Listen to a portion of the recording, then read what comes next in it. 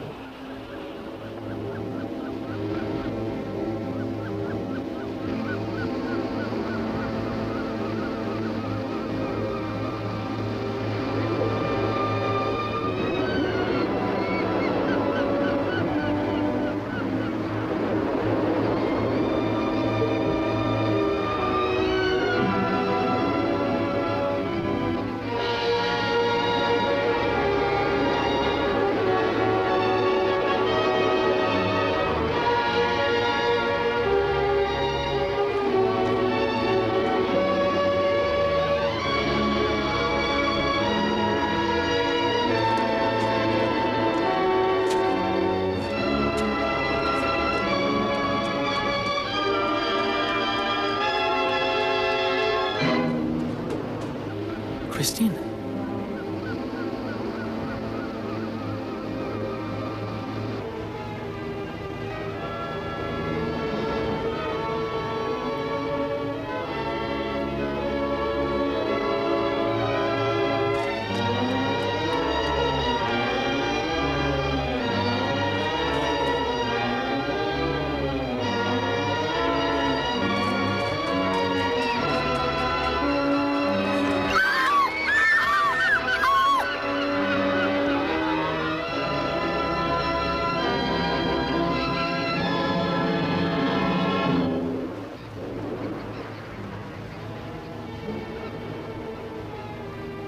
Ist sie ertrunken? Nein, das ist eine Meerjungfrau. Lassen Sie die Witze. Diese Frau ist bestimmt nicht ertrunken. Die ist mit dem Gürtel erwürgt worden. Was, ermordet? Bitte zurückbleiben, Herrschaften. Also, wer von euch hat die Ermordete gefunden? Ich. Das ist nicht wahr. Wir haben sie gefunden. Wer von euch? Elsie hat sie zuerst gesehen. Das stimmt, Aber er sagt, er war's. das stimmt nicht. Ihr glaubt wohl, es gibt Kinderlohn, hä? Seien Sie nicht albern. Hey, bitte keine Beamtenbeleidigung, ja? Also, Miss, wie war das nun? Wissen Sie, wir waren unterwegs zum Strand. Und kurz nachdem wir aus den Klippen raus gewesen sind, sahen wir, wie der junge Mann davonlief. Das ist absurd. Ich wollte Hilfe holen. Sie sind weggelaufen, stimmt's, Alice? Ja, stimmt. Blödsinn, die ist hysterisch. Das bin ich nicht. Ich bin nie hysterisch.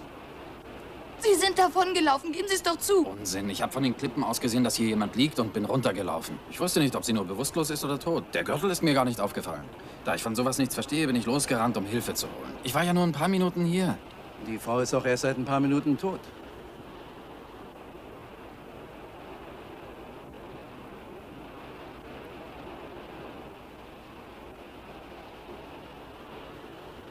Filmstar ermordet. Christine Clay tot am Strand aufgefunden. Christine Clays Leiche am Strand gefunden. Regenmantelgürtel als Mordwaffe. Scotland Yard hat Ermittlungen aufgenommen. Mysteriöser Tod von Christine Clay. Polizei hat einen Tatverdächtigen festgenommen.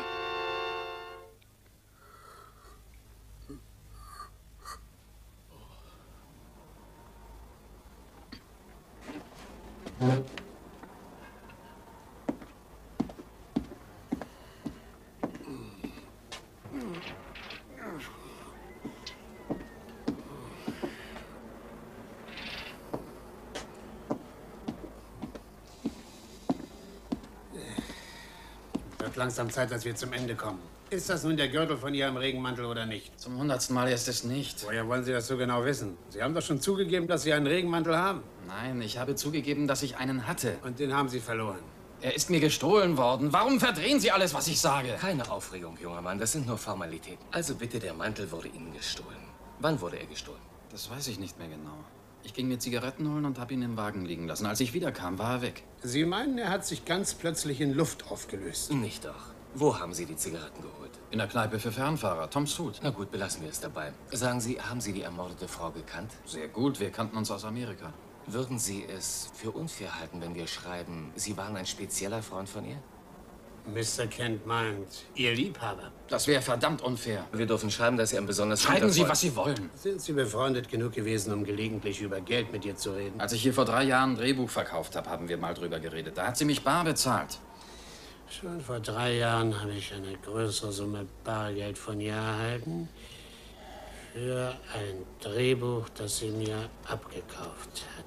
Da wir gerade bei Geld sind, wäre es unkorrekt, wenn wir schreiben, zurzeit sind Sie etwas knapp? Im Gegenteil, es entspricht den Tatsachen. Wussten Sie, dass die Tote Sie in Ihrem Testament mit 1200 Pfund bedacht hat?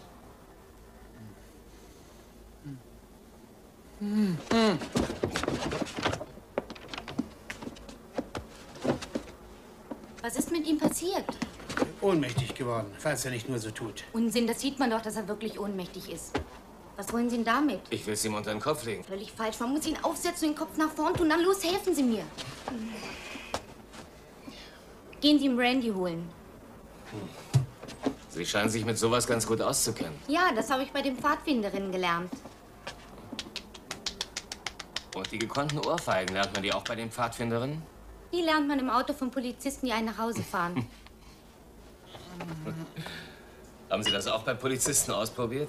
Nein, das habe ich aus der Boxergarderobe. Bringt sie sofort wieder zu sich. Bisschen schmerzhaft, hm? Wenn einem das Gesicht grün und blau geschlagen wurde, merkt man das nicht. Ich darf darauf hinweisen, dass wir das nicht getan haben. Geben Sie mir den Brandy, ich mach das. Er kommt gleich wieder zu sich. Was haben Sie mit ihm gemacht? Gar nichts. Verschwenden Sie nicht Ihr Mitleid an ihm, Miss Bourgogne. Ist er schuldig? Das wissen wir noch nicht. Also wie ein Verbrecher sieht er jedenfalls nicht aus. Lassen Sie sich nicht vom Aussehen täuschen, junge Dame. Das tue ich nie.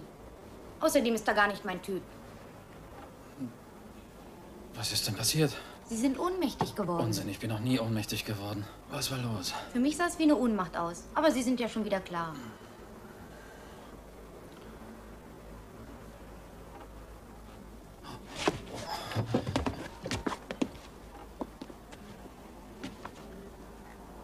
Ich muss jetzt meinen Vater suchen. Der Brandy scheint ihn zu bekommen.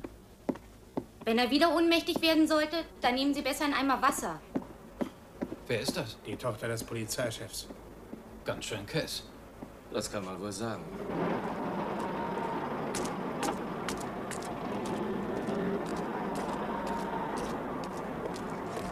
Wie ist die Beweislage? Hallo, Vater. Eindeutig. Hallo, Das meine Verfahren Liebes. wird eine reine Formsache. Dann verstehe ich nicht, dass der Mann die halbe Nacht verhört worden ist. Herr Yard hat seine eigenen Methoden, wie wir wissen. Hat er wenigstens einen guten Pflichtverteidiger? Soviel ich weiß, oder Mr. Biggs. Machen Sie bitte keine Witze, Inspektor. Sonst war niemand frei, Sir. Na gut.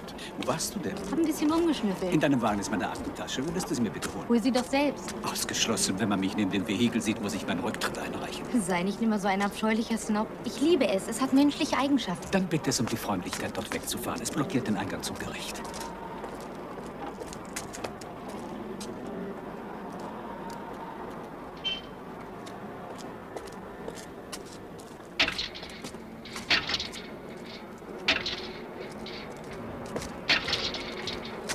Kommen Sie. Ich kann Ihnen leider nicht helfen. Vielleicht ein anderes Mal. Na los, kommen Sie schon. Versuchen Sie es mal mit dem Brandy.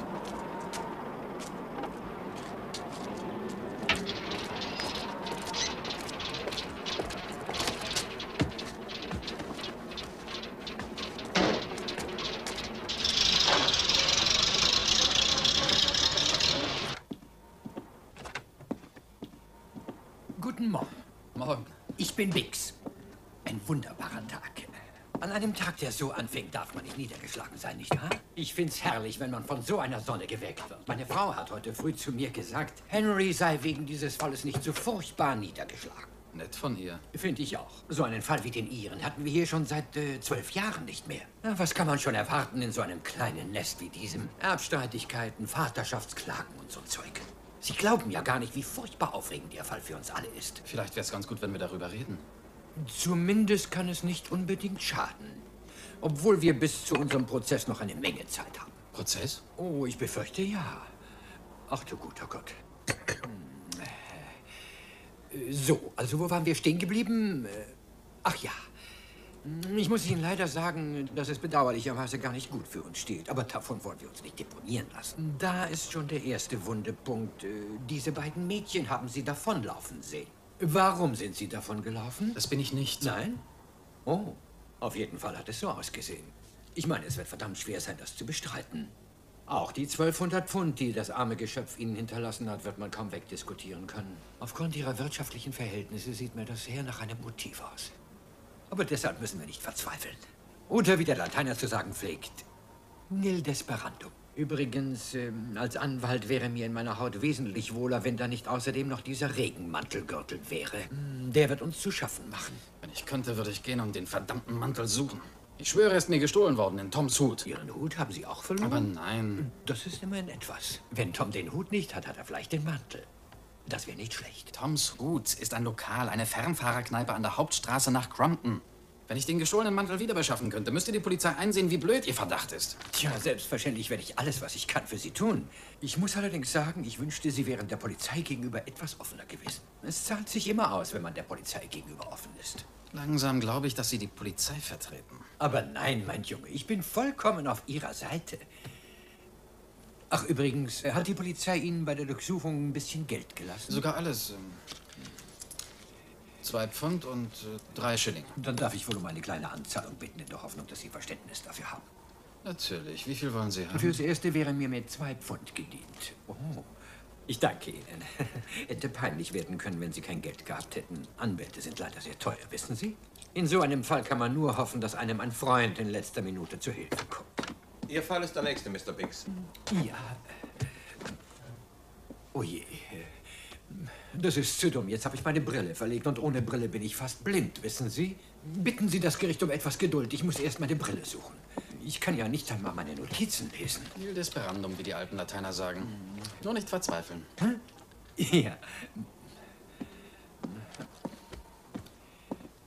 Hallo, Mr. Biggs. Hallo. Kopf hoch, Junge. Augenblick noch. Gleich wird das Urteil verkündet. Schon gut. Darauf können wir jetzt nicht eingehen. Mrs. Wessels, wie wäre es, wenn wir Sie für eine Zeit von Ihrem Mann trennen? Nein, Sir. Ich will nur, dass er mich nicht immer so schlecht behandelt. Mr. Wessels, versprechen Sie mir, sich in Zukunft zusammenzunehmen. Ich werde es versuchen, Sir. Aber dann muss sie es auch. Lassen wir Sie es noch mal ein halbes Jahr versuchen.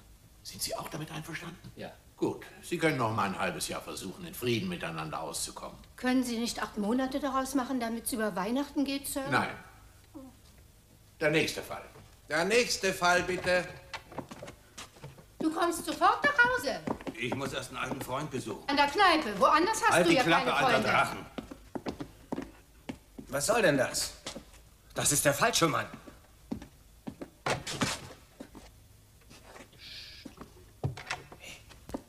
Rücken Sie bitte mal ein Stück weiter, damit sich noch jemand setzen kann. Setzen Sie sich.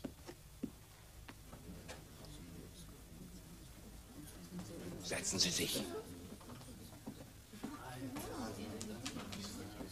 Hier geht er ja wieder weg. Der Häftling ist entflohen. Der Häftling ist entflohen. Ich bitte um Entflohen? Entschuldigung. Ach, das ist ja unglaublich. Verzeihung, der Häftling ist entflohen. Gehen wir ins Richterzimmer. Kommen Sie bitte mit ins Richterzimmer. Der Häftling ist entflohen.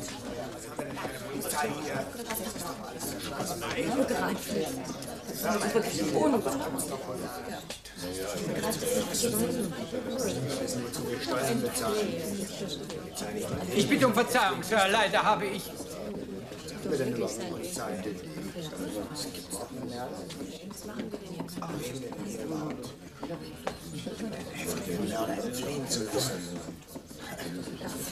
Alle Mann so schnell wie möglich runter zum Wäldchen. Sofort umstellen. 2 oder 3 Mann durchsuchen es. Wenn da ein Mörder drin ist, dann ohne mich. Haben Sie vielleicht Angst? Nein, aber ich bin nicht verrückt. Sie können ja noch ein paar Männer mitnehmen.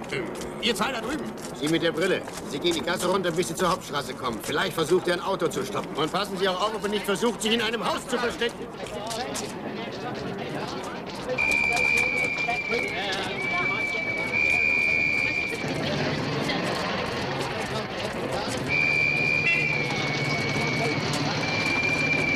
Sergeant, Sie fahren mit diesem Wagen zum Bahnhof. In 20 Minuten geht ein Zug. Passen Sie auf, dass er nicht einsteigt. Ja. Sorgen Sie dafür, dass man alle Stationen wartet. Ja, Sir. Können Sie den Ich fahren? fahre alles, Sir. Aber Das ist schon Vater, gut, Erika. Der Sergeant macht es schon. aber er kann doch gar nicht wissen, dass er erst Keine mal... Angst, Miss. Überlassen Sie das ruhig mir. Aber er wird nicht anspringen, wenn Sie Ja, beim Start manchmal nicht... wollen Sie nicht, wenn Sie kalt sind. Was soll denn dieser blöde Schnur Hoch, ohne hier? den sagt er ab und springt nicht mehr an.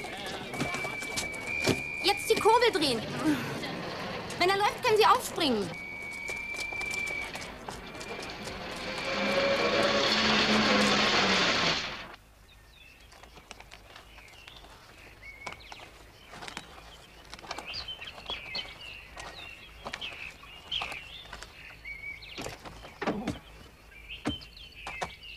Lassen Sie nur, ich habe gebremst. Jetzt weiß ich, warum es so schwer ging. Denn bergauf geht's hier ja nicht. Glauben Sie mir, auf die Art fangen wir ihn nie. Sie gehen besser allein weiter. Und was wird aus Ihnen? Ich besorge mir irgendwo Benzin, ich komme schon zurecht.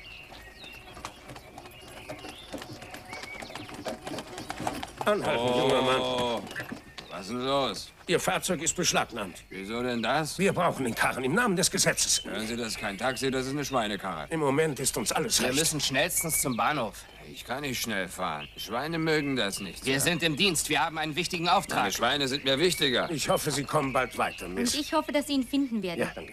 Wohin können wir uns setzen? Zu den Schweinen. Los, klettern wir rauf. Sau, wer ich? Nein, fertig. Mach doch mal. Da ist ja kaum Platz für uns. Die Karre ist ja auch nur für junge Schweine gebaut. Wie meinen Sie das? Ja!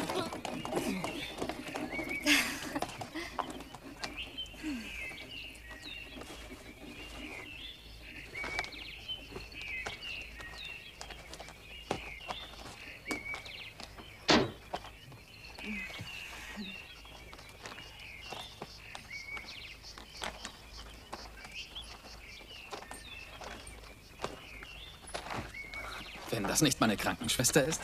Was machen Sie denn hier?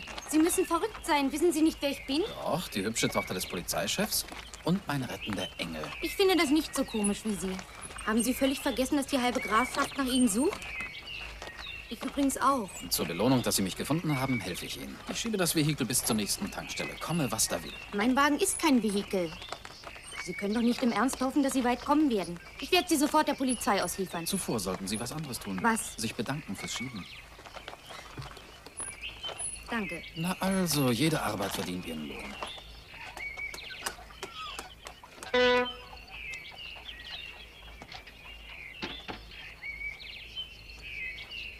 Zwei Gallonen, bitte. Ginger! 2 Gallonen!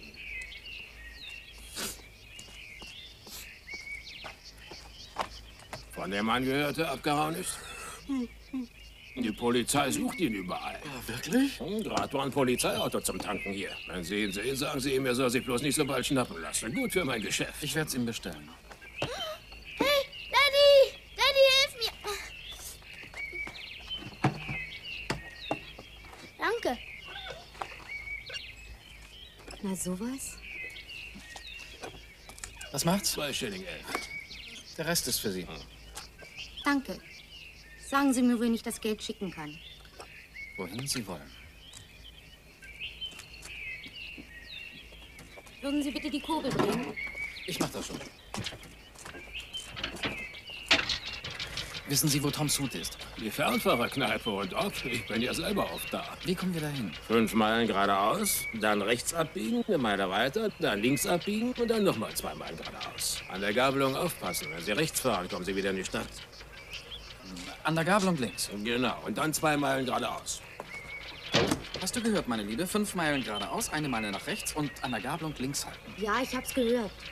Ich kann Sie unmöglich dahin Das ist fahren. mein Benzin. Vergessen Sie das bitte nicht. Geradeaus, Miss. Ungefähr 5 Meilen. Ja, ich weiß, vielen Dank.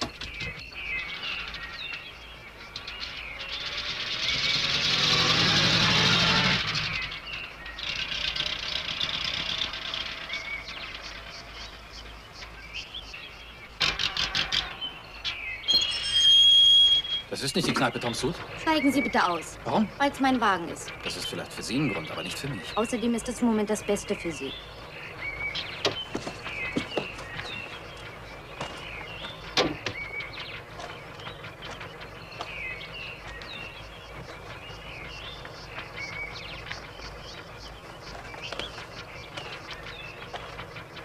Das heißt also, ich habe Sie für mich gewonnen. Unsinn, das haben Sie nicht. Doch, Sie sind hergefahren, weil es zu riskant ist, wenn ich mich bei Tag dort sehen lasse. Was machen wir nun? Gar nichts. Sie wollen mir vorschlagen, mich in der verlassenen Mühle bis zur Dunkelheit aufzuhalten und fahren mich dann zu Tom Soot, bevor Sie schließen. Ich komme mir wie der verzauberte Prinz vor, den die Prinzessin erlöst. Immer was anderes. Vorhin war ich noch die Krankenschwester. Das gefällt mir ja so, dass Sie immer was Besonderes sind.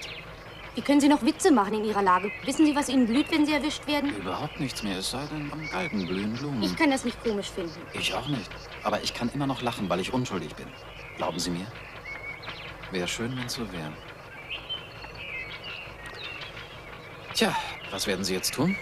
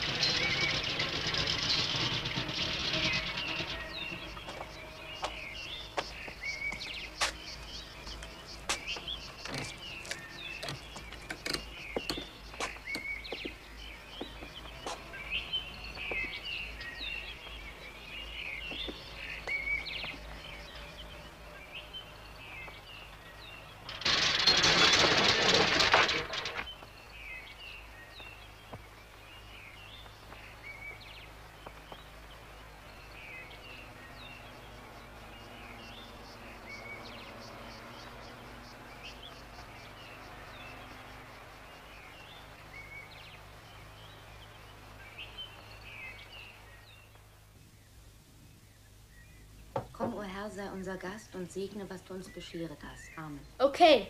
Crispin, nimm dich. Ein Tischgebet ist etwas Ernstes. Ja, schon gut. Eigentlich sollte man nur Lateinisch beten. Du brauchst mit deiner Latein eins vom vorigen Jahr gar nicht so anzugeben. Warst du heute Morgen beim Zahnarzt? Ja, Dad. Hat's wehgetan? Überhaupt nicht. Schau. Ah. War ein ziemlich großes Loch. Ne? Ja, aber wehgetan hat's nicht. Ich habe kaum was gespürt. Er hat gesagt, heute muss ich meine Kartoffeln zermanschen. Ganz ehrlich, zum Zahnarzt gehen macht mir nichts aus. Ha, beim Frühstück warst du ganz schön blass. War ich nicht. Doch, warst du. Und du hast gezittert wie ein Pudding. Zeig doch mal her. Ah. War ein ganz schönes Lach, hä? Sehr appetitlich ist eure Unterhaltung ja nicht gerade. Am besten wär's, man hätte ein Gebiss. Stanley, bitte iss jetzt. Chris, leist du mir nach dem Essen ein Ich Luftgewehr? brauch selbst, tut mir leid. Erika, du solltest beiden verbieten, damit zu schießen. Das ist äußerst gefährlich. Sagt der Klassenerste. Warum müsst ihr ihn damit dauernd ärgern? Er ist nun mal der Klassenerste. Äußerst gefährlich. Halt die Klappe. Du kannst ja normal reden. Keine Angst. Chris trifft sowieso nicht. Und ob ich was treffe? Hier, guck. Bitte, Christopher, das ist ja scheußlich. Gar nicht. Das ist eine prima Ratte. Schaff sie sofort weg und wasch dir die Hände. Ich hab's mir vor dem Essen Tu, was gewaschen. ich sage. Na gut. Der Sergeant hat gesagt, das Benzin ist dir ausgegangen? Ja, ich musste meilenweit schieben. Haben Sie ihn immer noch nicht? Leider nicht. Das ist selbstverständlich nur eine Frage der Zeit. Selbstverständlich, Mr. Watson. Wie ist das jetzt mit deinem Zahn, Stanley? Soll ich dir Kartoffelbrei machen lassen?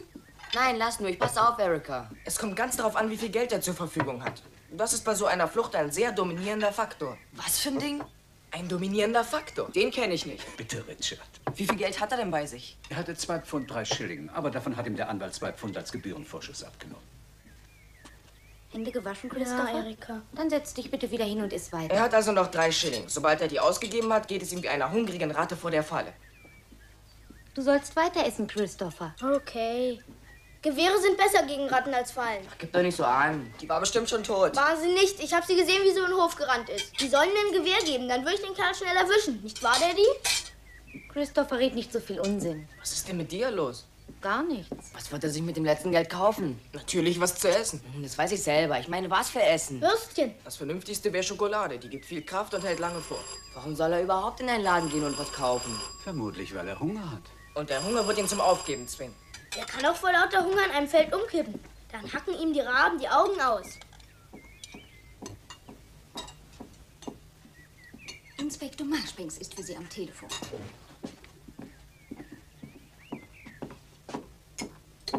Vielleicht gibt's was Neues. Ja, Inspektor.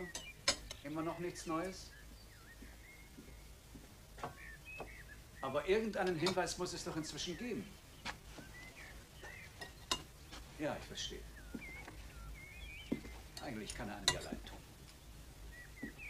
In Ordnung, ich komme nach dem Essen rüber. Verständigen Sie mich gleich, wenn Sie was hören.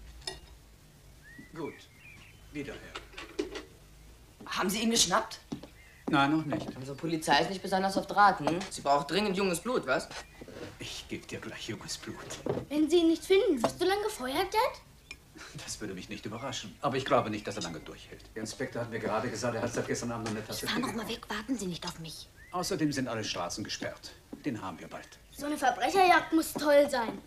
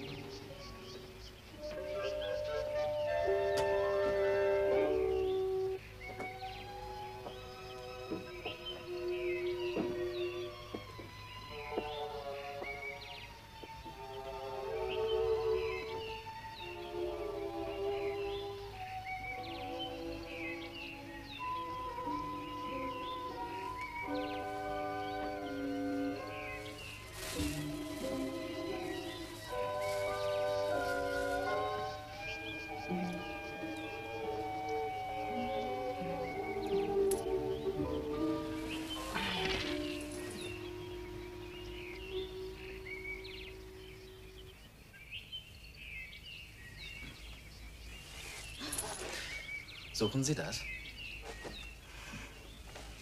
Sie haben sich doch entschlossen, wiederzukommen. Also glauben Sie an meine Unschuld. Ich bin nur hier, weil ich Ihnen das Geld für das Benzin wiedergeben will. Was ist denn das?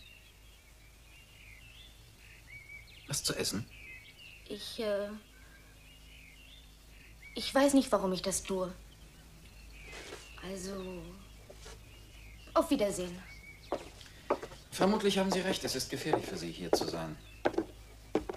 Ich bin Ihnen dafür sehr dankbar. Ich kann Ihnen dafür nur eins bieten. Das Versprechen, dass ich wirklich unschuldig bin. Ich bin heute früh nur geflohen, weil ich von dieser furchtbaren Sache überhaupt nichts weiß. Und weil ich unbedingt in die Fernfahrerkneipe muss. Sonst komme ich aus dieser Situation nicht wieder raus.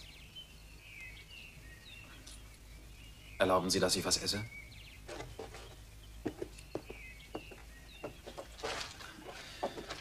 Gut, dass Sie was gebracht haben. Ich war am Verhungern.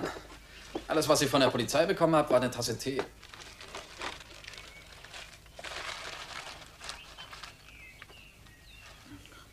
Einen Tisch gibt's hier leider nicht.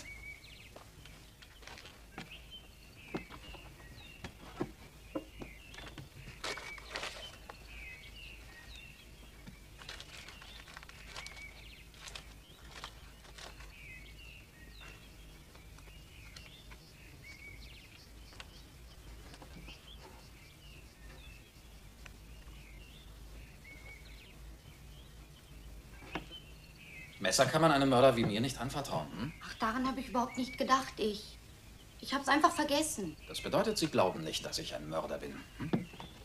Wie war das denn? Christine Clay wurde mit einem Gürtel erwürgt. Zufällig kannte ich sie, ich war in der Nähe und mein Mantel ist verschwunden. Also bin ich verdächtig. Sobald ich meinen Mantel mit dem Gürtel daran finde, bin ich wieder entlastet. Haben Sie... Was wollten Sie sagen? Es war nicht wichtig. Keine Ausflüchte, bitte sagen Sie es. Kannten Sie Christine Clay mehr als gut? Nein. Ich traf sie in Hollywood drüben. Sie hat mir eine Story abgekauft, die ich ihr angeboten habe. Das ist alles. Hier habe ich sie 3-4 Mal besucht, weil ich wieder was für sie schreiben sollte. Das war der einzige Grund. Hast du das gesehen? Was? Da kam eben Papier zum Fenster rausgeflogen. Es muss jemand drin sein. Und dieser jemand, meinen Sie, ist... Genau. Komm mit. Ich habe ihr zwar einen Gefallen getan, aber dass sie mir dafür was vererbt, hätte ich nie gedacht. Ist das Ihr Hund? Ja, warum? Warum bellt er plötzlich? Vermutlich, weil er rein will.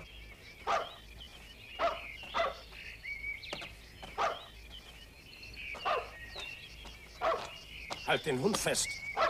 Ich? Ja, na los, mach schon. Und wenn mich der Köter Für beißt? Verwundung im Dienst kann man einen Streifen bekommen. Was hilft mir ein Streifen, wenn ich keinen Arm mehr habe, an dem ich ihn tragen Ach, kann? red doch nicht so viel. Halt ihn fest. Schön brav sein. Jetzt kannst du ihn wieder loslassen. Komm rein. Ist jemand da oben? Nein. Wir haben jetzt keine Zeit für deine albernen Witze. Los, geh rauf und schau nach.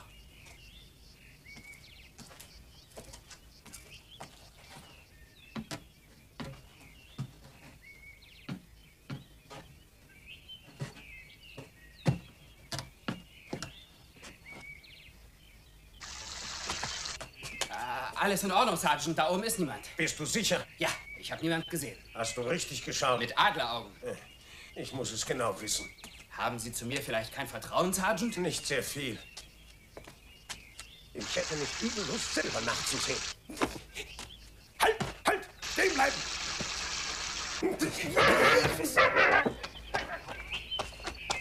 Lassen Sie sich nicht sehen. Wohin fahren wir? Erstmal weg hier. Ziehen Sie an Ihrem Strick. Halt! Halt! Stehen bleiben! Sie sollen stehen bleiben!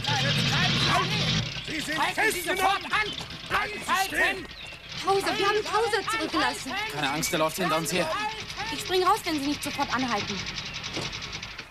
Komm, Tauser, komm. Na, komm schon. Das war ein Volltreffer. Die erste Runde geht an uns. Sobald es dunkel wird, fahren wir zu Toms Hut. Was hat der Mann von der Tankstelle gesagt? 1 Meile weiter bis zur Gabelung, dann links, dann noch 2 Meilen und wir haben keine Sorgen mehr. Wir haben keine mehr? Sie haben keine mehr, meinen Sie? Ich werde Ihnen mal sagen, was jetzt passiert ist. Wegen Ihnen habe ich Sergeant Razas getäuscht. Ein Mann, der mein Freund ist, der hat mich Autofahren gelehrt. Mein Vater ist hier der Polizeichef. Wissen Sie, was es heißt, wenn seine Tochter Ihnen hilft? Daran habe ich nicht gedacht. Jetzt gibt's nur eins. Sie bringen mich selbst zurück.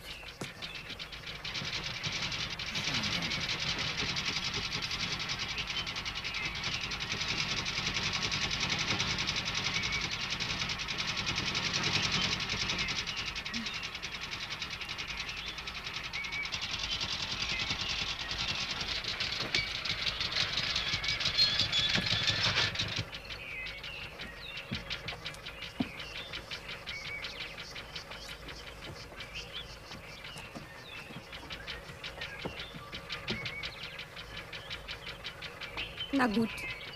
Wir müssen hier sowieso links abbiegen.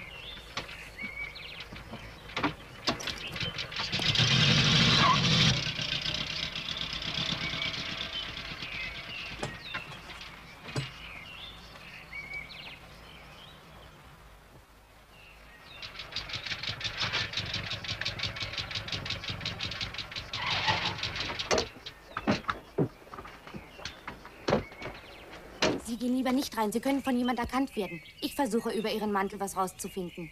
Ich bin schon so tief drin, dass es egal ist. Am besten, Sie verstecken sich hier. Da habe ich Ihnen furchtbar die Jacke vollgehauen. Das ist typisch Charlie. Naja, schau mal, was da reinkommt.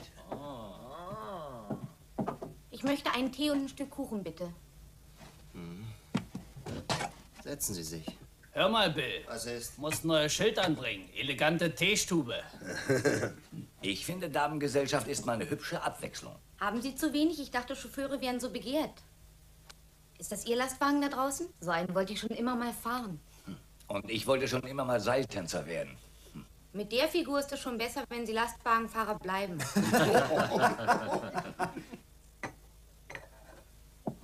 Sagen Sie, Sie wissen nicht zufällig, ob hier vorige Woche ein Regenmantel gefunden wurde? Wenn hier einer vergessen wurde, ist er bestimmt nicht im Fundbüro gelandet. Warten Sie doch mal. Ein Regenmantel?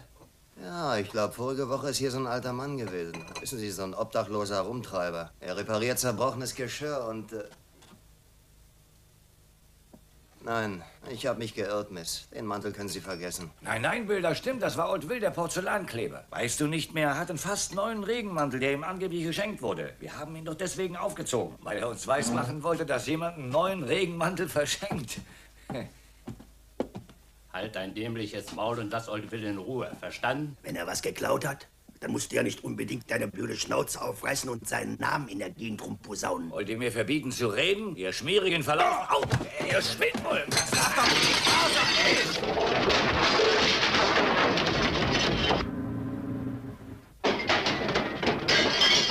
Aufhören! Wer sagt mir das?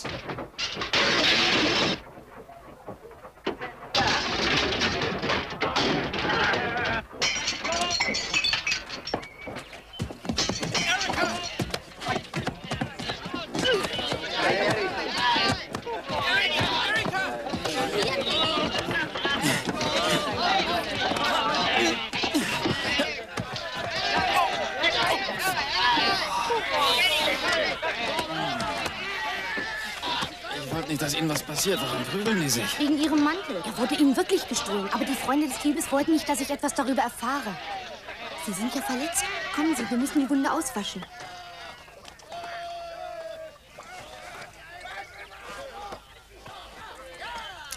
Stellen Sie sich nicht so an. Los. Wenn es nur schon dunkel wäre.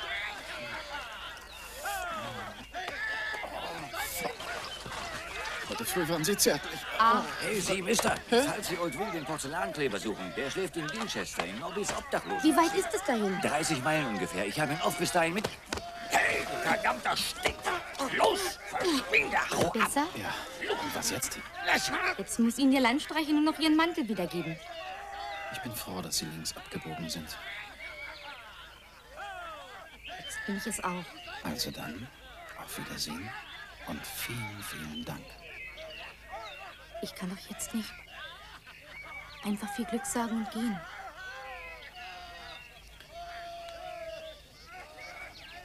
Sie müssen wieder zurück. Und wie kommen Sie nach Gilchester? Ach, mit so einem Lastwagen. Oh, die fahren doch alle in die andere Richtung. Dann mit einem Polizeiwagen. Es wird sicher bald einer kommen.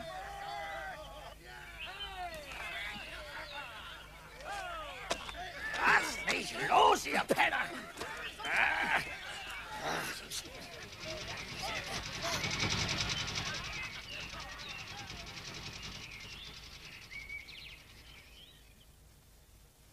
Ich finde das zwar fabelhaft von Ihnen, aber nicht sehr vernünftig. Müssen wir davon immer wieder reden? Wird Ihr Vater Sie denn nicht vermissen? Ach, das habe ich mir schon überlegt. Ich habe eine Tante, die von dort nur 2 Meilen entfernt wohnt. Der sage ich guten Tag, dann kann ich ein paar Wahrheitsgemäß erzählen, ich war bei ihr. Zur Beruhigung des Gewissens, ja? Ja, ich belüge ihn nicht gern. Es reicht, wenn ich ein paar Minuten bleibe, dann können wir weiterfahren. Die brauchen die vielleicht heute Abend noch, Für was? damit wir Kontakt kriegen mit Old Will. Er ist vielleicht schon im Bett, wenn ich ins Asyl komme. Vielleicht macht er Überstunden. Das bezweifle ich stark. Na gut, dann brauchen wir sie nicht.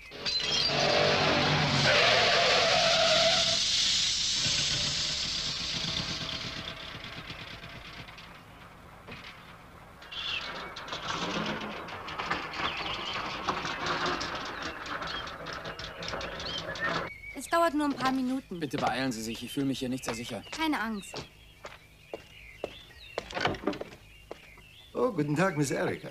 Es ist lange her, dass Sie bei uns waren. Madame wird sich freuen über Ihr Kommen. Ich freue mich, Sie zu sehen, Edmund. Ist Tantchen drin? Oh ja, Miss, wir haben Kinderparty. Heute ist Felicities Geburtstag.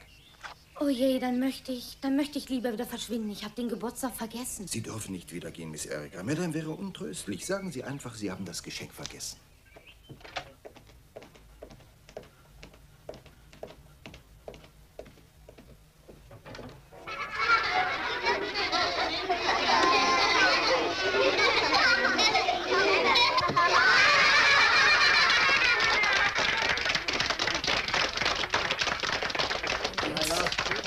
Zwei Taschentücher. Eins ist rot, das andere ist grün. Ich bitte die Herrschaften, gut aufzupassen. Ich werde sie nämlich mit einem magischen Knoten zusammenbinden. Und dann mache ich nochmal einen Knoten und ziehe beide fest zusammen. So, und nun machen wir aus den beiden Tüchern einen guten Ball. Was für eine freudige Überraschung. Der Zauberer muss gleich fertig sein. Du kannst mir dann beim Spiel mit den Kindern etwas helfen. Was du an Felicities Geburtstag gedacht hast, ist lieb von dir. So, Kinder, und jetzt machen wir ein Spiel zusammen. Zappel nicht so rum, Marjorie. Dazu muss eines von euch rausgehen. Ich? Unterbrich mich nicht. Ich habe nur gesagt, ich will raus. Das bestimme ich. Ich muss aber rausgehen. Oh, ich verstehe. Bitte beeil dich, Harold. Und komm bald wieder. Erika? Ja? Ach hier, du musst das Spiel doch noch kennen. Ich glaube, ich kann mich nicht mehr dran erinnern. Außerdem muss ich gehen. Du bist doch erst gekommen. Du musst dich an das Spiel erinnern. Ich habe es auch mit euch oft gespielt. Du wirst jetzt rausgehen und erst wiederkommen, wenn ich rufe. Liebe Erika, ich konnte nicht warten, es war zu riskant. Ich musste gehen. Sie hören wieder von mir. Vielen Dank.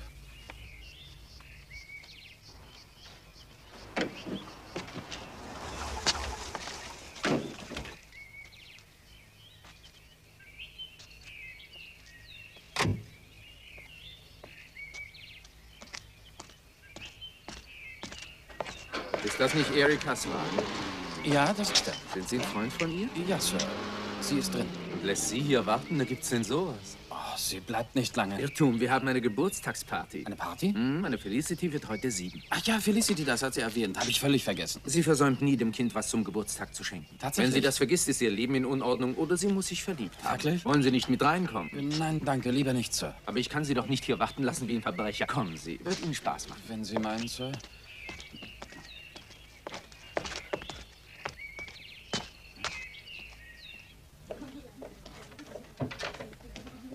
Erika, meine Liebe, was machst du für Sachen? Bringst einen jungen Mann mit und bittest ihn nicht rein. Ich wollte nicht lange bleiben, Onkel. Ihr bleibt hier und helft uns, die Party in Schwung zu bringen. Erika, wir müssen weg. Sagen Sie mir, es wäre was Wichtiges. Sie lassen mich nicht weg. Ich soll Ihnen bei der Party helfen. Vielleicht ist es besser so. Ich möchte Ihnen nur sagen, wie dankbar ich Ihnen bin. Komm ran!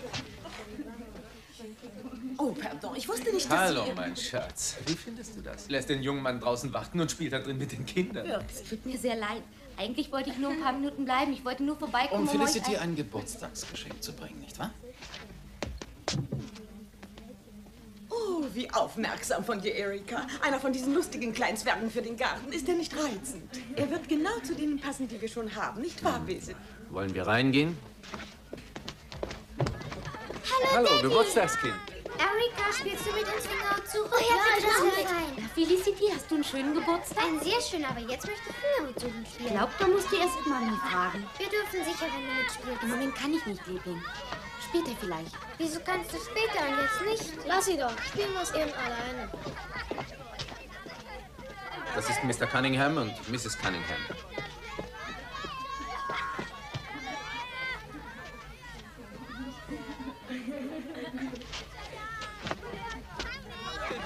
Komm, mein Kind, setz dich. Basil, bring die Knallbonbons. Oh ja, das hatte ich vergessen. Mister... Meinen Sie... Ich nehme an, dass Sie bei den Bourgognes wohnen. Nicht direkt, nur in der Nähe. Eine ziemlich große Familie. Ich kann mir nie merken, wie viele es sind. Geht's Ihnen auch so? Ja, ich komme auch immer Entschuldige durcheinander. bitte, Erika. Ich habe den Namen des Herrn nicht verstanden. Beechcroft Manningtree. Wirklich? Ja, ein schwieriger Name, nicht? Den habe ich bestimmt noch nie gehört. Oh, Vorsicht, Kinder! Langsam! Seid doch vorsichtig! Jeder kriegt einen! Jetzt verschwinden wir. Unmöglich, was denken die dann von uns? Das, wovon ich nur träumen darf. Hören Sie bitte auf. Die große Liebe gibt's nur einmal, aber Leidenschaft... Nur nicht nervös werden, das dürfte dir doch nicht neu sein. Lies doch weiter vor. Das ist was für Erwachsene. Es ist mein Spruch. Madame, das Eis. Ah, das Eis ist Im gekommen. rechten Moment.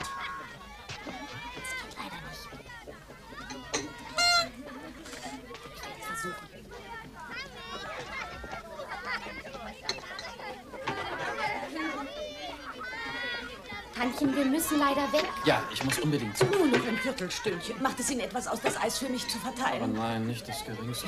Das ist das Erdbeereis. Ja, das rote ist Erdbeer und das weiße Vanilleeis. Vielen Dank. Ein netter junger Mann ist das, Erika. Kennt dein Vater ihn übrigens schon? Seit ein paar Tagen. Was für einen Beruf hat er denn? Er ist so eine Art Angestellter, glaube ich. In welcher Branche? In der Werbung ist er. Er macht Texte für die Werbung. Was für ein ungewöhnlicher Name. Wie war er gleich nochmal? Beechtree Manning. Ach, da sind Sie ja schon wieder. Erika, würdest du freundlicherweise das Eis den Schwestern darüber bringen? Ein reizendes Mädchen ist Erika. Finden Sie nicht auch Mr. Männerkraft? Schrecklich nett. Kennen Sie Colonel Burgoyne schon lange? Oh ja, seit Jahren. Ihre Arbeit muss sehr interessant sein. Meine Arbeit? Erika hat mir erzählt, was Sie machen. Ah ja, ich verstehe. Heutzutage haben viele junge Männer keine Freude an ihrem Beruf. Also mir macht mein Beruf sehr viel Spaß. Ist wohl schwierig, immer den richtigen Ton zu treffen. Wenn man das Gehör dafür hat, nicht. Das Gehör? Und ich dachte, gute Augen wären dafür viel wichtiger. Ja, die braucht man natürlich auch. Aber ich lese die jetzt wie ein Roman. Wie bitte? Die Noten. Man lernt ein Musikstück wie ein Roman zu lesen. Zu lesen? Und zu spielen natürlich. Natürlich.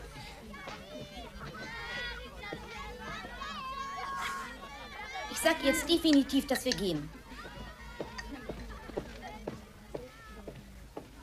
Tantchen, es tut mir furchtbar leid, aber wir müssen jetzt wirklich gehen. Na schön, meine Liebe, nett, dass ihr da wart. Ein Jammer, dass ihr schon wieder weg müsst. Ich hatte gerade so eine interessante Unterhaltung mit Mr. Manning-Croft. Wir möchten noch etwas spielen, Mutter. Erst wird das Eis gegessen.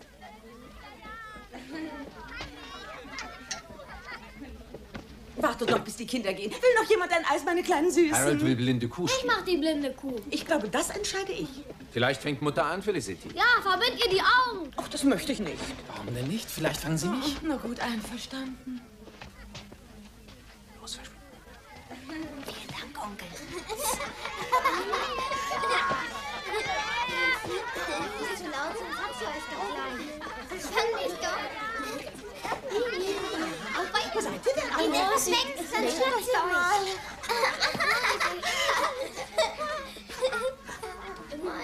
Oh Gott.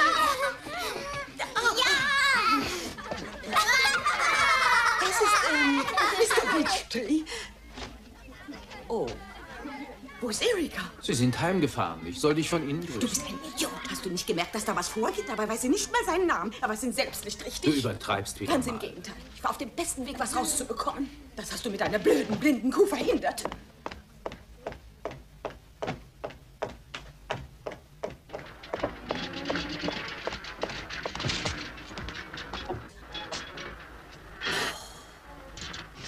Na bitte, was habe ich dir gesagt? Sie fahren nicht nach Hause, sie fahren in die andere Richtung. Kingswood 840, bitte. Dringend. Oh, hallo Margaret. Ich dachte, wir kommen nie weg. Kamen Sie Ihnen nicht ein bisschen misstrauisch vor? Oh, das war nur Neugier. Ich glaube, Sie waren mit den Antworten zufrieden, die ich ihr gegeben habe. Als Sie den Zwerg vorgeholt haben, da hätte ich fast Die gelacht. je merken, dass es ihr eigener ist? Wir dürfen über Sie nicht lachen. Wieso? Es war doch komisch, wie sie nach meinem Namen fragte. Da bin ich zu Tode Ich erschrocken. hoffe, dass ihr der Name gefallen hat. Sie meinen sehr gut. Wir dürfen Sie nicht auslachen. Dann lachen Sie über was anderes. Das steht Ihnen so gut. Wirklich? Ich will nicht, dass ihr beiden Ärger bekommt. Ich hielt es nur für meine Pflicht, dir das mitzuteilen. Sie ist ja fast noch ein Kind. Das ist ein schwieriges Alter. Was soll das heißen? Ich verstehe dich nicht. Erika sagt mir immer, wenn sie weiter wegfährt. Natürlich sagt sie auch, mit wem sie fährt. Der einzige Mann, mit dem ich sie nicht gerne sehe, ist Gordon Green. Der war's bestimmt. Er sagte mir nämlich einen falschen Namen. Aber der ist in Indien. Dann war es wohl kaum. In welche Richtung sind Sie gefahren? Ja. Ja? Danke, ich rufe dich zurück. Er hat sich nicht einmal bedankt. Noch 2 Meilen, bis wir da sind. 2 Meilen und wir haben es geschafft. Was machen wir, wenn wir da sind? Na, wir suchen uns Old Will, schnappen uns meinen Mantel und bringen den Gürtel ihrem Vater. Sind Sie sicher, dass wir den Mann finden? Er wird schon vor der Tür warten, Freudentränen vergießen, wenn wir ankommen und sagen, da bist du ja endlich, Kumpel. Glauben Sie wirklich, dass es so leicht ist? Bis jetzt lief doch alles wunderbar. Warum sollte unser Glück sich wenden? Ich hoffe nicht. Es wäre ja mal schade. Sie können dann zu Ihrem Vater zurückfahren, die Tür aufreißen und sagen... Natürlich mit bebender Stimme. Ja, so ein kleiner Bimper passt zu jeder Gelegenheit. Sie werden also vor ihm stehen und sagen, ich bin durch die Lande gereist und habe mein Leben riskiert, um dieses Mannes Unschuld zu beweisen. Er wird mir über den Kopf streichen und sagen... Auch mit Beben in der Stimme? Ich danke dir, mein Kind, ich danke dir. Ob er wohl ein paar Freudentränen weint? Robert, wäre das schön, wenn alles gut ausgeht. Ich bin jetzt ganz sicher. Warum gerade jetzt? Sie haben mich Robert genannt. Wirklich? Ist mir gar nicht aufgefallen. Sie kommt bei Ihnen durch, wenn sie nicht umkehrt. Der Wagen ist ein älterer Morris. Nein, ich weiß die Nummer nicht. Sie hat jemanden bei sich. Einen jungen Mann, soviel ich weiß. Sie rufen dann bei mir an, ja?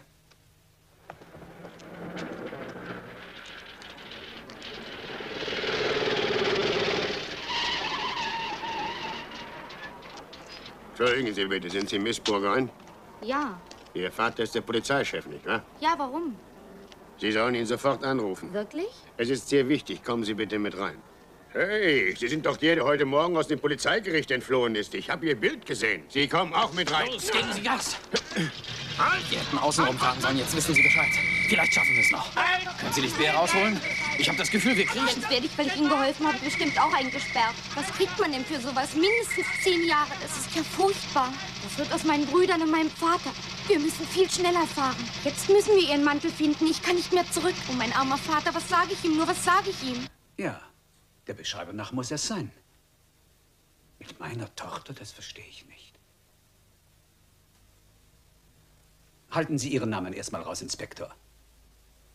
Ja, vorläufig jedenfalls. Geht in Ordnung, Sir. Das machen wir schon. Die Fahndung läuft bereits.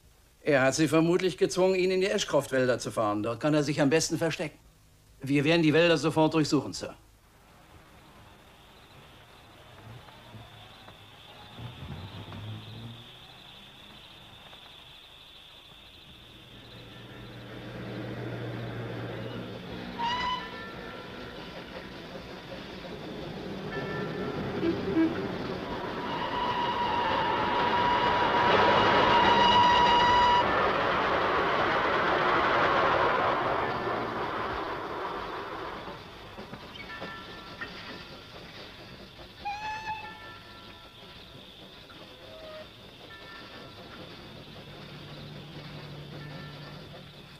Keine Angst. Niemand wird vermuten, dass wir hierher gefahren sind. Hier sind wir sicher. In ein paar Stunden wird alles vorbei sein. Dann geben wir uns die Hand und Sie sehen mich nie wieder. Wirklich nicht? Es sei denn, Sie wollen mich wiedersehen. Machen Sie den Mantel zu. Mich friert nicht. Machen Sie ihn trotzdem zu. Ich weiß genau, wie Ihnen zumute ist. Sie sehen kein Ende, hm? Und können nicht glauben, dass es wahr ist. Und die Nacht verstärkt solche Gefühle noch. Also ich liebe die Nacht. Sie ist viel lebendiger als der Tag. Sehen Sie mal die Leute im Zug an. Die essen. Die haben wirklich was zu essen. Wissen Sie was? Ich besorge uns auch was zu essen. Nein, ich bleibe hier. Wir müssen erst den Mantel haben.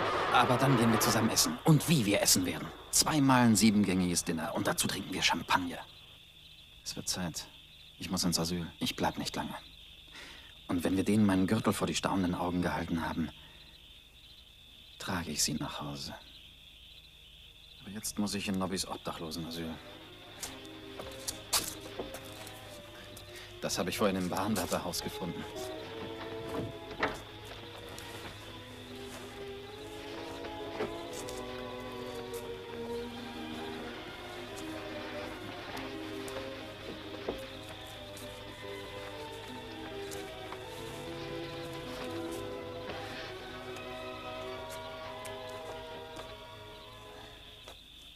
Na, wie sehe ich aus?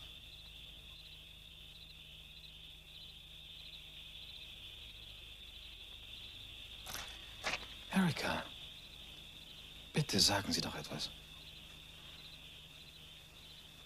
Ich kann nicht. Ich kann einfach nicht. Ich weiß, dass das albern ist. Aber ich bin plötzlich furchtbar müde.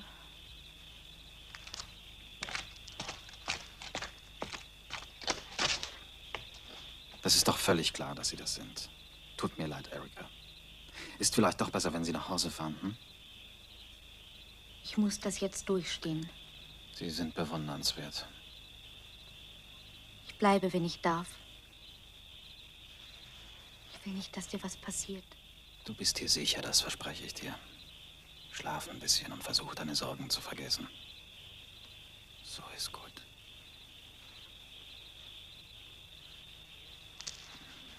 Tauser. Tauser. Pass auf sie auf. Ja, so ist brav. Schön aufpassen. Robert, ich will nicht, dass dir etwas passiert.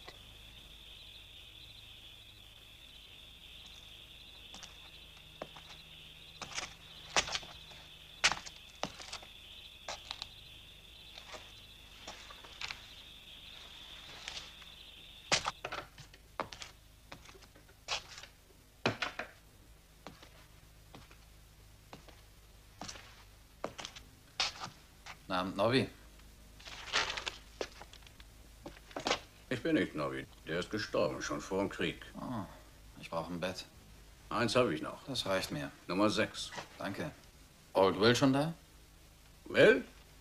Nein, aber ich habe ihm ein Bett reserviert. Bist du ein Kumpel von ihm? Ja. Aber noch nicht lange, ne? Nein, da hast du recht. Gute Nacht.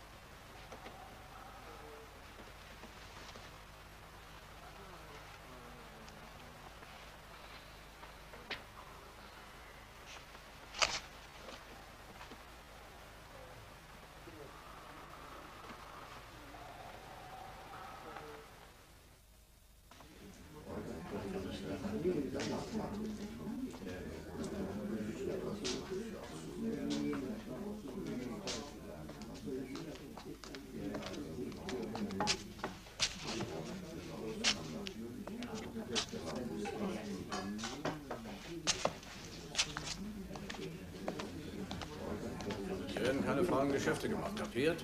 Ich weiß, die darf hier nur einer machen. Wenn dir was nicht passt, kannst du ja wegbleiben. Meine Betten sind das Geld sowieso nicht wert. Verschwinde. Ist Old Will etwa schon wieder weg? Er ist doch dein Kumpel, das wirst du doch wissen. Ich bin eben erst aufgewacht.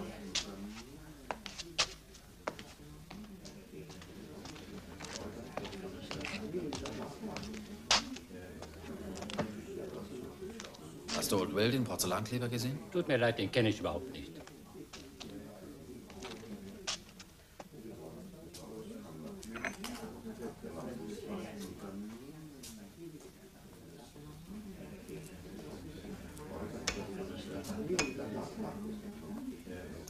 Ah, so läuft das. Jetzt kapiere ich.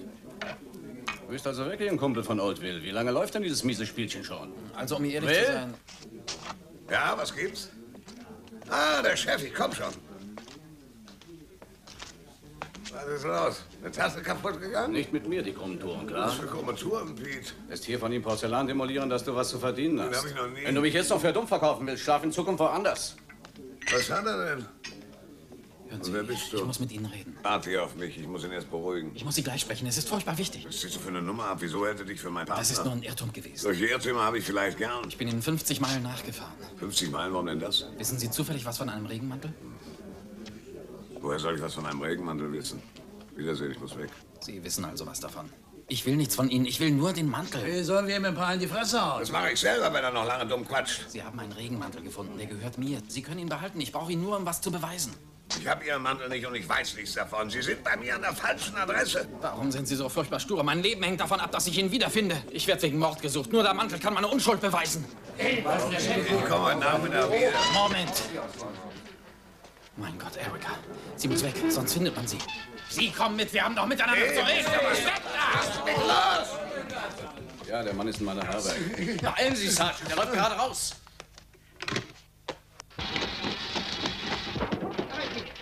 Erika! Erika! Ankurbeln, schnell! Sie steigen hier rein. Los! Na? Oh, oh. Gleich links abbiegen. Hast du den Mantel? Er weiß Bescheid, aber er will nicht auspacken. Ich werde entführt! Sie kommen!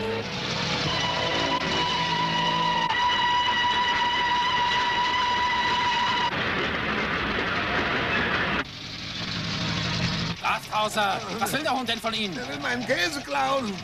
Weg! Der Mantel, da, mein Regenmantel. Wir haben ihn. Halt an!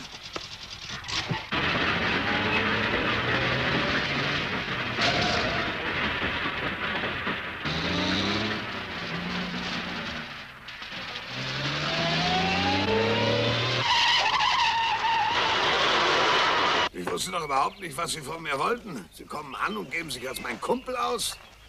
Dann behaupten Sie, ich hätte Ihren Mantel. Da kommt man sich ja wie Verbrecher vor. Ich bin ja so froh für dich. So, und jetzt müssen wir ein Telefon suchen, damit ich Vater anrufen kann. Hier ist Ihr Mantel. Es ist wirklich meiner.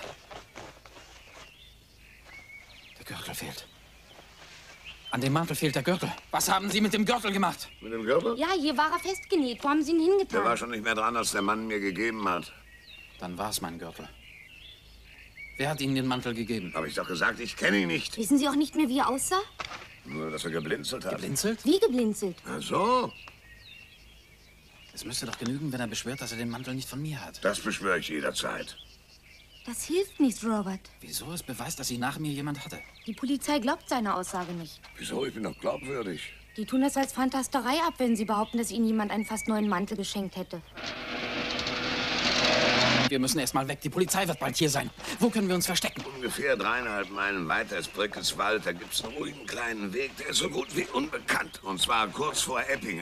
Noch besser wäre das alte Bergwerk. Das ist nur eine Meile Da von fahren wir hier. hin. Steigen Sie ein. Oh, meine Räume.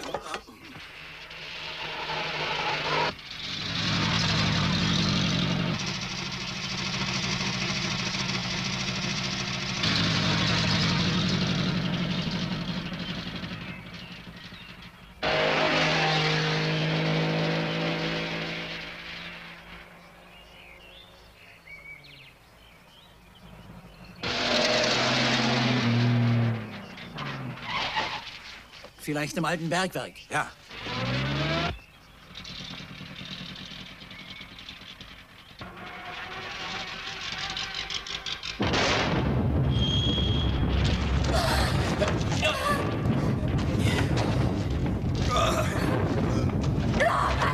Keine Angst, ich komme.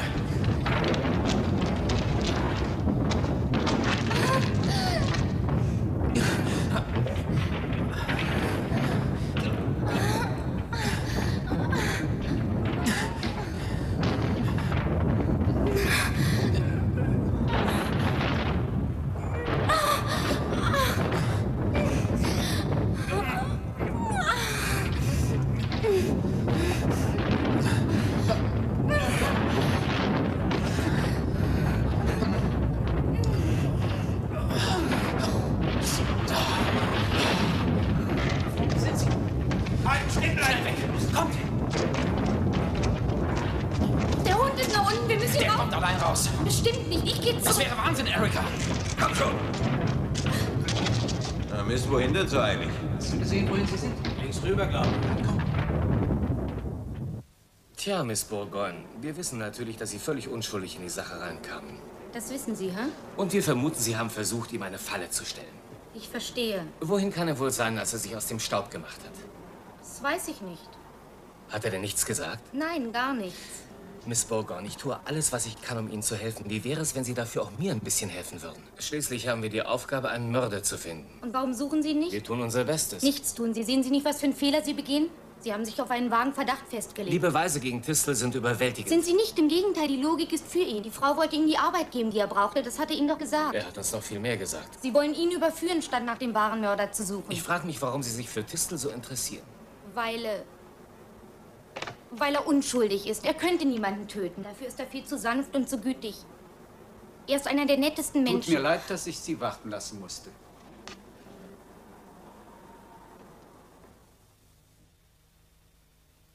Komm, Herr, sei unser Gast und segne, was du uns bescheret hast. Amen.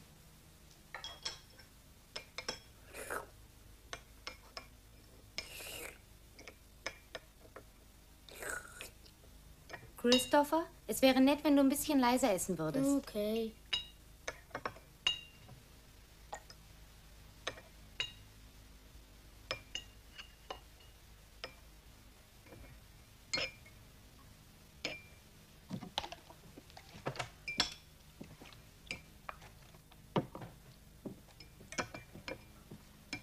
Ihr Vater möchte Sie sprechen, wenn Sie fertig sind, Miss Erika.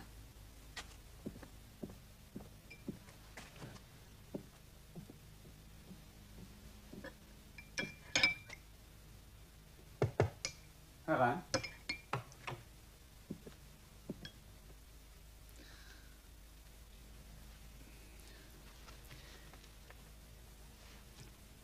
Komm bitte her, Erika. Ich möchte mich gerne mit dir etwas unterhalten. Ich kann sehr gut verstehen, dass du vor Inspektor Kent nicht sprechen wolltest, aber vielleicht gibt es etwas, was du mir sagen möchtest, was uns helfen könnte, diesen Mann zu finden. Nein, Vater, es gibt nichts. Ich verstehe.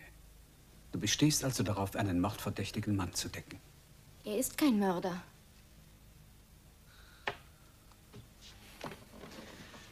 Du weißt so gut wie ich, dass du eine strafbare Handlung begehst, für die ich mitverantwortlich bin.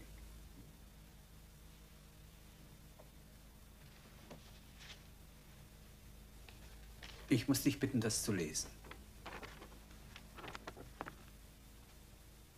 Mit großem Bedauern biete ich hiermit meinen offiziellen Rücktritt als Polizeichef dieses Bezirks an. Musst du das tun, Vater? Bitte geh auf dein Zimmer und bleib vorläufig dort.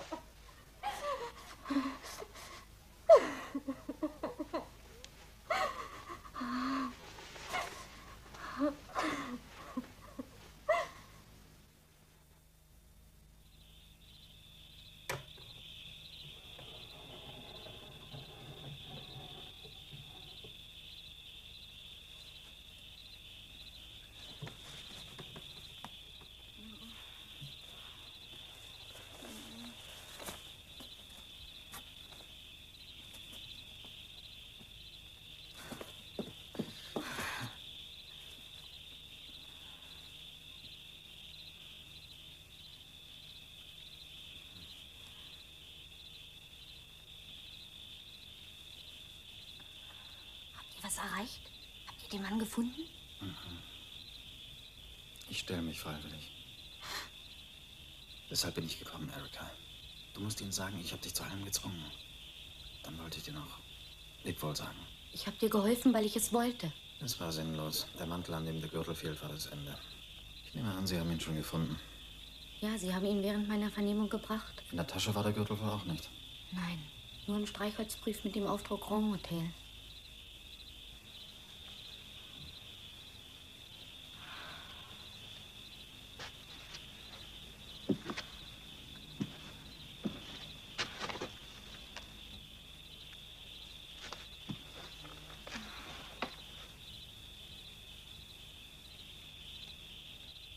Ich muss gehen. Old Will wartet. Bitte geh gleich. Ich will nicht sehen, wenn du gehst.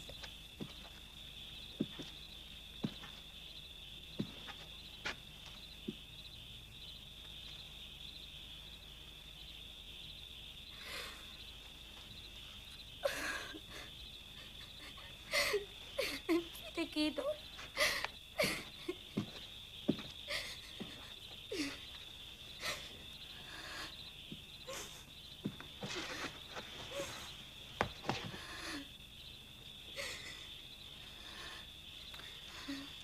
Erica! Auf diesen Streichhölzern. Hat Grand Hotel gestanden? Ja, warum? Da war ich noch nie in meinem Leben. Es hat sie also jemand ermordet? Der im Grand Hotel verkehrt oder dort arbeitet.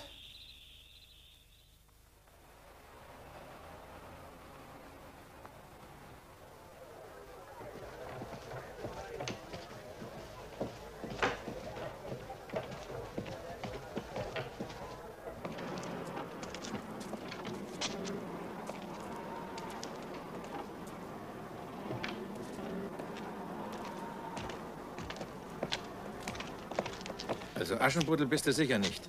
Was soll der Unsinn? Was für ein Unsinn? Die Maskerade. Willst du auf den Ball? Was für eine Maskerade, Officer? Was ist denn das da? Ich habe dich eine halbe Stunde beobachtet.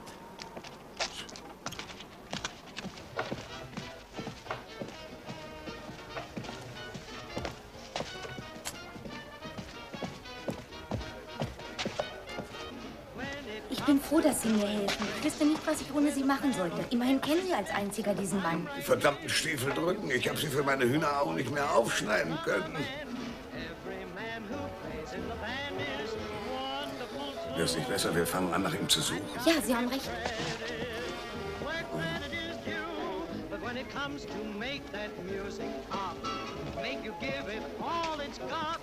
Was sind das da drüben für Leute? Das ist der Empfang. Vielleicht kennen Sie so einen Burschen, der immer blinzelt. Ich gehe mal fragen. Mittelfrierten Chauffeur, bitte. Wir werden dafür sorgen. Entschuldigen Sie bitte, Miss. Sehen Sie nicht, ich bin die Chefin. Oder sollen wir das übernehmen und mit auf die Rechnung setzen? Ab morgen? Ja, bitte. Die brauchen wir nicht zu fragen, wir achten auf so etwas gar nicht. Wie wär's, wenn wir es da drin mal versuchen? Versuchen können wir es. Ja.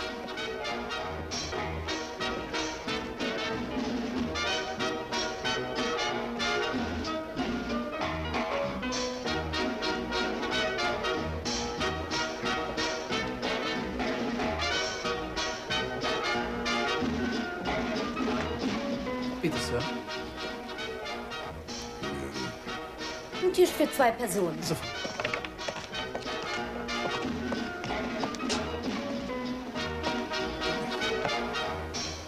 Wenn wir länger hier bleiben, müssen wir einen Tee oder sowas trinken. Ich hätte lieber ein Bier. Ich glaube, das ist hier nicht angebracht. Es war besser, wenn ich als Mann bestelle. Haben Sie einen Wunsch? Können Sie mir bitte 2 Tee geben? Indischen oder chinesischen? Schwarzen Tee.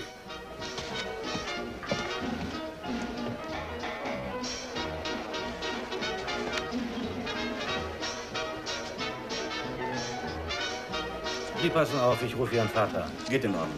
Haben Sie schon jemand, der so blinzelt, gesehen? In diesem verdammten Gewimmel? Wir müssen den Kerl finden. Ich kann doch nicht jeden fragen, ob er für mich mal blinzelt. Wir wissen ja nicht mal, ob der Kerl überhaupt hier ist. Der Mann muss hier irgendwo sein.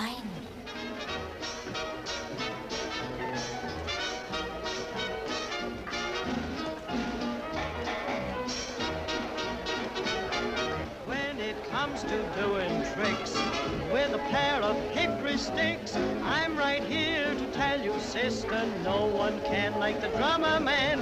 Every man who plays in the band is wonderful too. I've got to give credit where credit is due, but when it comes to make that music pop, make you give it all it's got, I'm right here to tell you, mister, no one can like the drummer man.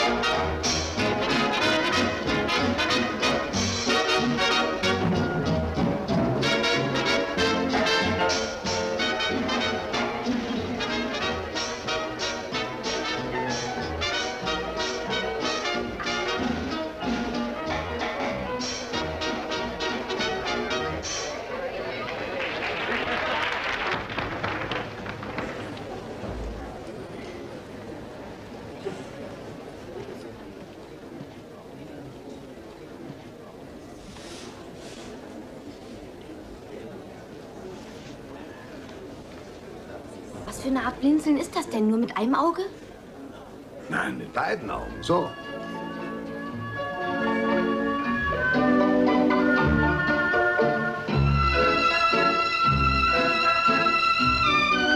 Hier kann man ja gar nichts sehen, wenn einem die Leute immer so vor der Nase rumtanzen. Können wir uns nicht woanders hinsetzen? Kein Tisch mehr frei. Hier kann ich mich nicht richtig umsehen. Wie wär's, wenn wir auch rumhopsen? Können Sie denn tanzen? Nein, natürlich nicht. Aber ich wollte schon immer mal versuchen. Wie wär's, wenn Sie mir zeigen, wie es geht? Na gut. Oh, wenn ich nur meine alten Schuhe an hätte.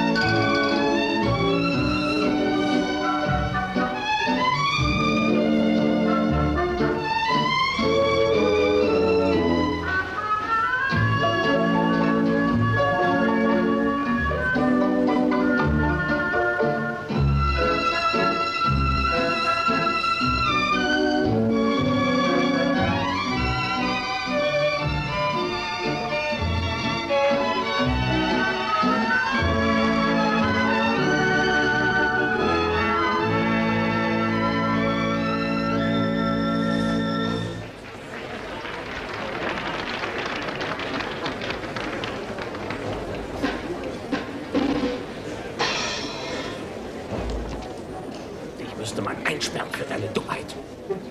Mach nicht nochmal solche Zicken.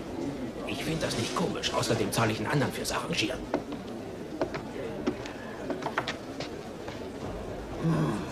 Ich glaube, es ist sinnlos. Wir dürfen nicht aufgeben. Die Bullen beobachten uns schon über eine halbe Stunde. Ich weiß. Ich dachte, Sie merken es nicht. Und ich dachte, Sie merken es nicht. Vermutlich suchen Sie Mr. Tistel.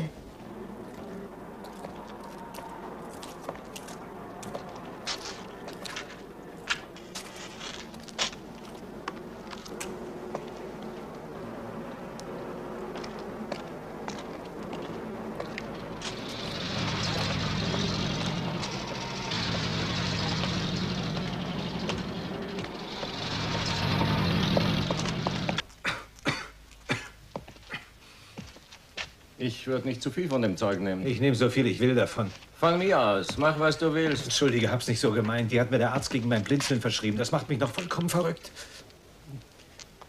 Los, Jungs, einsteigen. Ich danke Ihnen für die Umsicht und für die Fairness. Mir ist das vollkommen unverständlich. Gehen wir rein. Bedauere, Sir. Mehr konnten wir nicht mehr tun. Ich weiß. Fangen Sie an. Tun Sie, was Ihre Pflicht von Ihnen verlangt. Sie brauchen nicht reinzugehen. Was wissen Sie denn? Ich wollte nur sagen, sie kann nichts dafür. Sie ist unschuldig. Ich mache Ihnen keine Schwierigkeiten mehr. Wenn Sie sich das früher überlegt hätten, hätten Sie sich und uns viel Ärger erspart. Bringen Sie ihn ins Gefängnis. Ich hole Miss Bourgogne und den alten Mann.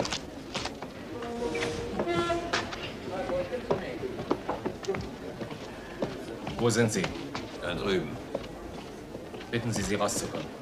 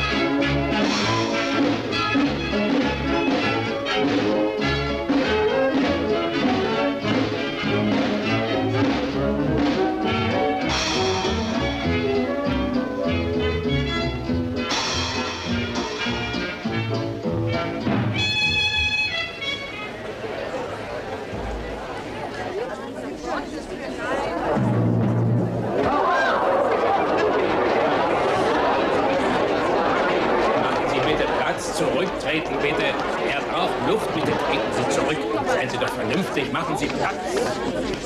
Komm, Erika, wir gehen.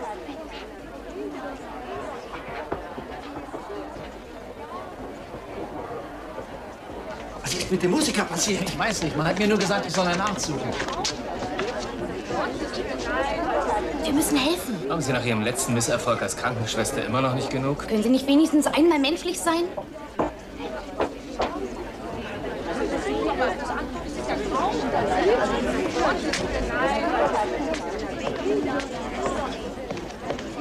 Darf ich mal hin? Etwas Brandy, bitte schnell. Ja. Will! Will!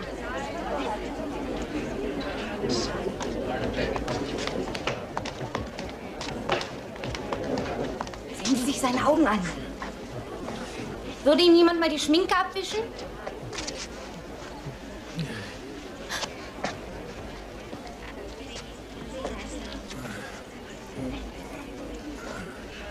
Das ist er, Miss. Ich bin ganz sicher.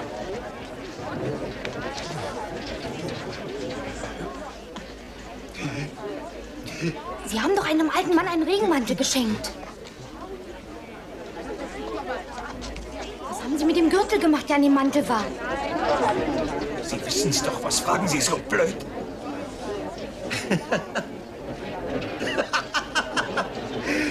Ich habe ihn ihr um den Hals gelegt und zugezogen, bis sie tot war.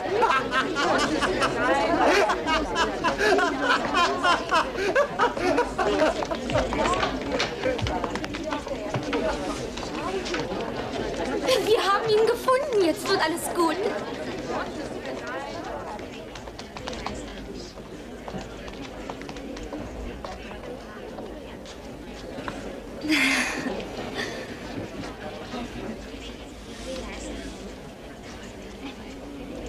Vater, sollten wir Mr. Tistel nicht mal zum Essen einladen?